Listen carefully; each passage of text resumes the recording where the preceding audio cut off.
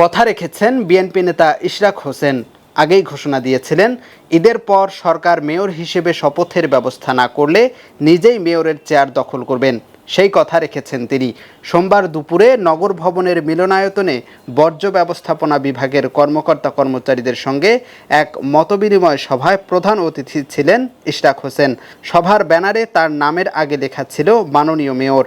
বিষয়টি নিয়ে প্রশ্ন করা হলে ইশরাক হোসেন বলেন, কেবল নগর ভবন নয়, যে কোনো অনুষ্ঠানে আমন্ত্রণ জানালে আয়োজকরা ব্যানারে তার নামের আগে মেয়র লেখেন।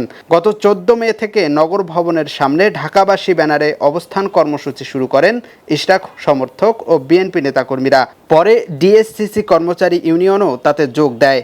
গত 3 জুন বিকেলে ঢাকা দক্ষিণ সিটি কর্পোরেশনের প্রধান কার্যালয় নগর ভবনে চলমান কর্মসূচিতে ইশরাক হোসেন বলেন, ছুটির পরে সরকারের পক্ষ থেকে শপথের বিষয়ে স্পষ্ট কোনো বার্তা না এলে ঢাকা দক্ষিণের সর্বস্তরের জনগণকে সঙ্গে নিয়ে দুর্বার আন্দোলন গড়ে তুলে ঢাকাবাসীর ভোটের অধিকার প্রতিষ্ঠা করবেন।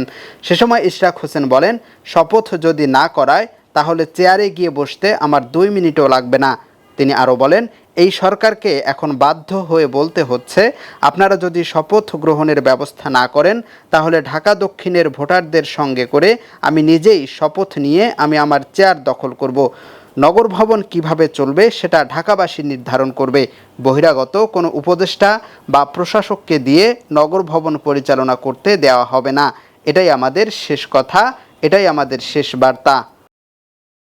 ইউএফটি ফার্স্টের সাথে ট্রেড করুন যে কোনো জায়গা থেকে। ক্যাম্পাসে ক্লাসের ফাঁকে, ঢাকার জ্যামে বসে কিংবা ঘরে বসে ট্রেডিং এখন হাতের মুঠোয়। তাই ট্রেড করুন যখন খুশি, যেখানে খুশি।